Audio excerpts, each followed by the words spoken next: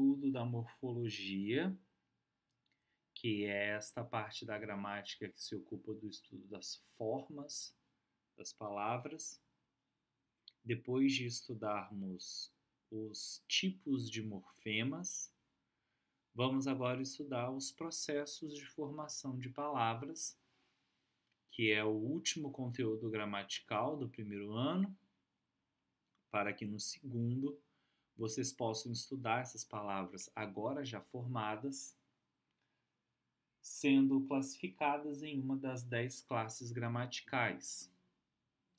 Nesta videoaula, nós vamos trabalhar alguns processos de formação de palavras, mas os mais complicados vamos trabalhar em sala. Nós vamos trabalhar derivação e composição em sala, e aí nós vamos trabalhar outros. A gente vai passar aqui bem rapidamente os slides. Esse conteúdo nós já trabalhamos, né? Em sala, vocês já têm acesso. Vamos estudar a derivação, os tipos de derivação, derivação prefixal, sufixal, derivação prefixal e sufixal, que é o terceiro. O quarto, derivação parassintética, depois derivação regressiva e derivação imprópria. Depois nós vamos ver os processos de composição, que são de dois tipos, justaposição e aglutinação. Ok. Mas nessa videoaula nós vamos trabalhar outros processos de formação de palavras. O primeiro é que a gente chama de abreviação ou redução. A abreviação ou redução consiste no emprego de uma parte da palavra pelo todo. Portanto, corresponde a uma forma reduzida. Então, a abreviação ou redução é quando utilizamos apenas uma parte da palavra, né? E aí a gente utiliza e nós compreendemos ela de modo total. Aqui eu tenho um exemplo que está na revista Mundo Estranho, e o título é a seção You and Me. O título da matéria é Tapa no Visu, e o subtítulo, né, a chamada ali, leitores comentaram as novas seções e o novo projeto gráfico. Acabou de dar uma folheada na edição de maio e só posso fazer bons comentários. A capa ficou mais atraente, a revista ficou mais dinâmica, os novos quadros são incríveis, o Infopop foi o melhor. Caprichem se forem fazer um de Friends. Um outro comentário. Em maio, completei 2 anos de ME, que é Mundo Estranho, e já acompanhei 2 mudanças. Em agosto de 2013 e essa nova. Quero dizer que vocês estão melhorando cada vez mais, continuem assim. Parabéns pela reformulação, o terceiro comentário começa. Ficou demais. A matéria das casas com fotos reais ficou boa, mas faltou a data de construção delas. Não posso esquecer, o infográfico da armadura do Tony Stark, traços perfeitos.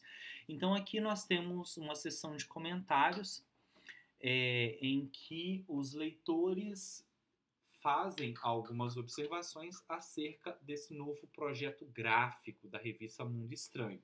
E o título é Tapa no Visu. Visu aqui no visual. Então, a palavra visu, ela foi formada pelo processo de abreviação ou redução, em que a gente pega uma parte da palavra como sendo ele todo. Um outro exemplo é, por exemplo, cell, né, para falar de celular. S-E-L, cell. Tel, de telefone. T-E-L, né? Na expressão coloquial tapa no visu, por exemplo, emprega-se uma palavra reduzida de visual. Esse tipo de formação também está presente na linguagem formal, em reduções como pneu e metrô, que praticamente tomaram o lugar das palavras originais. Pneu, na verdade, é uma redução. A palavra completa é pneumático. E o metrô, na verdade, o nome é metropolitano.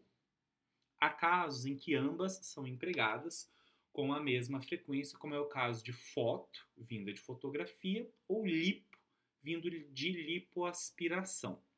Então, as palavras visu, pneu, metrô, foto, lipo, moto, né, de motocicleta, todas essas palavras elas são formadas pelo processo de abreviação ou redução que consiste no emprego de uma parte da palavra pelo todo, tá bom?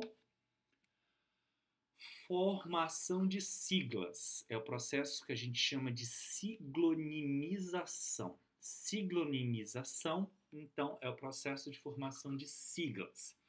As siglas são utilizadas para reduzir um conjunto de palavras às suas letras ou sílabas iniciais para formar um novo vocábulo, o qual se torna muitas vezes mais conhecido que a própria denominação completa. A gente tem como, por exemplo, IBGE, Embrapa, ONU, né? O IBGE, Instituto, o I, né? B, Brasileiro de Geografia e Estatística, né? Muita gente nem sabe, às vezes, qual é o nome mesmo, né, deste instituto. Conhece como IBGE, Embrapa, Empresa Brasileira de Pesquisa Agropecuária. Nesse caso, a gente não tem apenas as iniciais, a gente tem nós temos as primeiras sílabas, né, de empresa, em, brasileira, BRA, e aí nós temos P de pesquisa e A de agropecuária. ONU, aqui nós temos apenas as iniciais, Organização das Nações Unidas, nós temos o caso do IFES, IFES, Instituto Federal do Espírito Santo, nós temos UFES, né, Universidade Federal do Espírito Santo, enfim, esse processo de formação de palavras em que nós pegamos um conjunto de palavras apenas das suas iniciais ou sílabas iniciais e formamos um novo vocábulo. Esse novo vocábulo é chamado de sigla e esse processo de formação de palavras, portanto, formação de siglas, é chamado desse nome estranho aí, a siglonimização. Ao serem incorporadas à língua, as siglas passam a se comportar como quaisquer outras palavras e podem sofrer flexões e derivações. Por exemplo, a expressão inglesa compact disc, por exemplo, dá origem em português à sigla CD, que pode ser usada no plural, CDs. Então, a sigla pode sofrer uma variação, né? A sigla CLT, que significa Consolidação das Leis de Trabalho, vai originar essa palavra derivada, e a gente vai entender em sala o que seria uma palavra derivada, que vai indicar a palavra seletista. Então, da sigla, a gente deriva uma palavra, que indica quem tem vínculo empregatício regido pelas leis da consolidação das leis do trabalho, né? As mesmas derivações são vistas no tratamento de siglas de partido político, como petismo, petista, né, relacionado ao PT, que é Partido dos Trabalhadores, e PMDBista, né, que é essa sigla do partido PMDB. Então, nós teremos essa variação, né? Nós teremos essa possibilidade de variar em número, né? O CD vira CDs, e também essa derivação. Temos o petismo, o PMDBista. O PMDB hoje já não é mais PMDB, é só MDB, né? Então é MDBista, que seria Movimento Democrático Brasileiro. Antes era Partido do Movimento Democrático Brasileiro. Mas hoje já caiu. Não tem mais o P, que antes era uma lei que todo partido tinha que começar com um partido, né? Partido alguma coisa. Hoje já não é mais, então nós temos partido como, por exemplo, o Podemos, o MDB, né? Temos essas variações aí. Ótimo. Então, vimos abreviação ou redução, nós vimos siglonimização, e o terceiro é a onomatopeia, né? A onomatopeia vai ser essa palavra criada para imitar uns sons ou ruídos diferentes da fala humana. Algumas onomatopeias, entretanto, acabam originando palavras na língua. Mas vamos primeiro ao conceito básico. A onomatopeia, então, é a representação gráfica, então é uma palavra que eu crio, uma palavra que eu formo para representar um som que não um som da fala humana, né? Nós vimos na fonologia que o menor som, né, da fala humana, que é esse fonema, pode ser representado por uma letra, por um conjunto de letras, né? E, enfim, mas nem sempre, nem todos os sons que existem são sons produzidos pela fala. Então, esses sons que são produzidos de outra forma que não pela fala humana, quando escritos ou pronunciadas essas palavras elas são formadas pela onomatopeia. Então a gente tem aqui na tirinha do Chachado, o Chachado conversando com a Marieta, e ele fala: "Ô, Marieta, o que é uma onomatopeia?" Aí vem uma bola, bate na cabeça e fala, e faz o barulho bonk. Me lembrei. Então, por quê? Porque esse som, né, o som da bola batendo na cabeça do Chachado, esse B-O-N-C, seria o barulho de uma bolada na cara, bonk. Só que quando a bola acerta alguém, não é esse som, não é um som de bonk exatamente, é um outro som.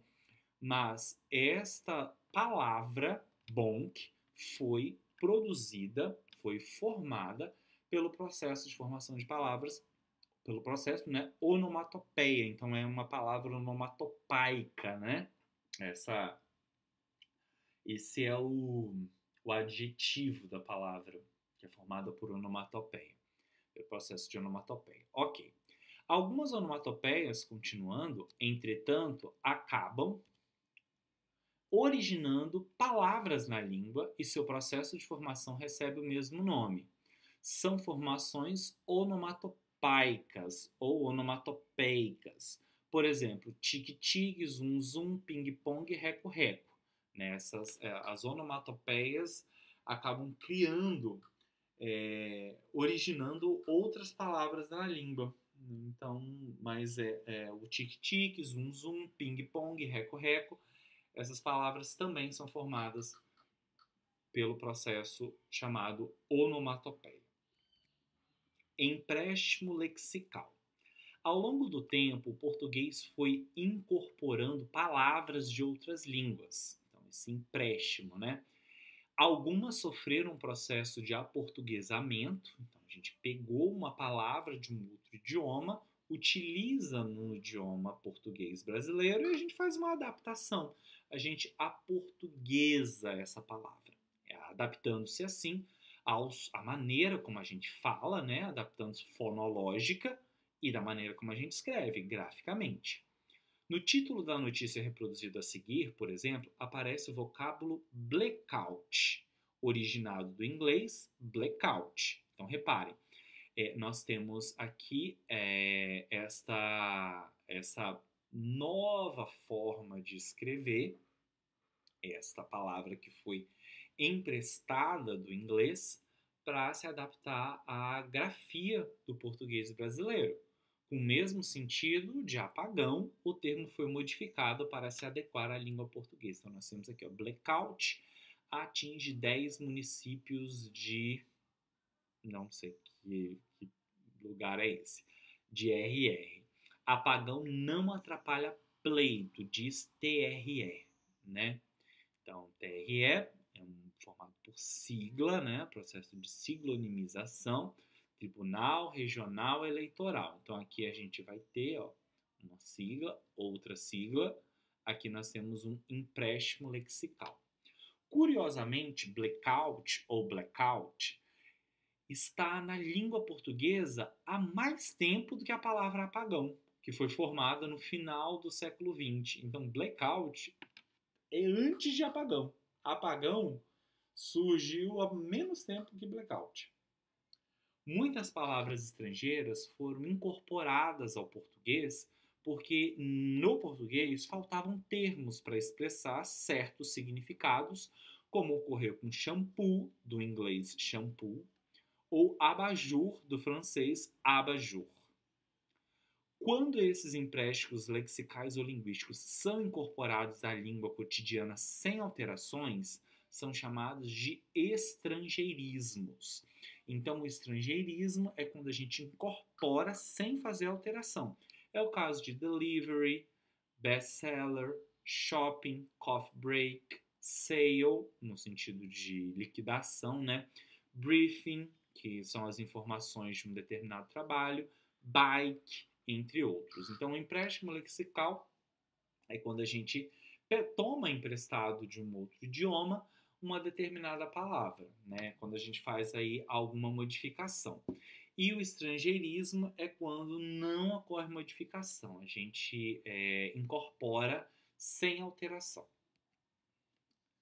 Nós temos agora o neologismo. Neologismo é uma palavra nova introduzida na língua para atender a determinada necessidade expressiva dos falantes. Então, neologismo é quando a gente cria uma palavra nova. Por ser criado com base nos processos de formação de palavras, como exemplifica o termo esmalteria, criado por derivação sufixal, ou resultar da atribuição de um novo sentido a uma palavra existente, como ocorre com bandeirinha, que passou a designar o auxiliar do árbitro de futebol. O neologismo pode também advir de outros processos, como exemplifica a palavra mãe-torista, de uso bastante recente. Leia o trecho da notícia a seguir. Então, nós temos a mãe-torista põe 50 mil carros nas ruas no Rush. BMM, que seriam as iniciais desta pessoa, se autodefine como mãe torista. Há mais de 10 anos acorda cedo e fica presa no trânsito diário só para levar algumas filhas na escola. Então, mãe turista vai ser esse neologismo. Entretanto, o neologismo ele pode ser formado, né, por um processo de outros processos de formação de palavras, como é o caso de esmalteria aí, que eles pegam a palavra esmalte, que é essa primitiva, colocam esse eria, esse sufixo, para dar essa ideia de um local onde se trabalha com alguma coisa, como por exemplo cafeteria, né, danceteria e a esmalteria. Formado por derivação sufixal, a gente vai entender melhor do que se trata na próxima aula. Nós temos também um neologismo que diz respeito à mudança do sentido, a uma mudança semântica. Bandeirinha, que era uma bandeira pequena, passa a significar o nome do auxiliar do árbitro de futebol, também é neologismo. E a gente tem esse mãe turista, que vai ser essa palavra, né, formada por outros processos. Ok. A palavra originou-se de motorista, constituída pelo radical motor, mais o sufixo ista. O novo vocábulo aproveitou a semelhança sonora do termo mãe, com a sílaba inicial do radical, MO, né, para formar-se, mantendo-se bastante próxima à palavra original, então, como foi formado. E nós temos, para finalizar, esse processo que se chama hibridismo. Né? O hibridismo ele é um pouco mais complicado da gente identificar, porque são palavras formadas por elementos pertencentes a línguas diferentes. Como a gente ia ter que fazer um estudo filológico, realmente assim profundo, da origem das palavras, para saber se essa palavra é formada por hibridismo ou não, eu vou apenas apresentar o hibridismo para vocês e em atividades, em provas, eu vou cobrar apenas essas que eu apresento. Mas o hibridismo vai ser formado por termos que vêm de línguas diferentes. Automóvel, por exemplo, é formado de auto e móvel. Auto vem do grego, móvel vem do latim. Então, como a gente tem essa mistura, né, hibridismo, essa mistura de idiomas formando uma mesma palavra, a gente chama de hibridismo. Burocracia vem de buro, que vem do francês, e cracia do grego. Mono vem do grego, cultura vem do latim, a gente forma monocultura pelo processo do hibridismo. Psicomotor tem psico, que vem do grego, e motor do latim. Sociologia, sócio do latim e logia do grego. E por fim, bicicleta, que é formado por elemento de 3 línguas diferentes. Bi, que vem do latim, ciclo, que vem do grego, e eta, vem do et, francês. Ok? Então é isso. Espero que tenha ficado claro e qualquer dúvida é só me procurar. Bons estudos!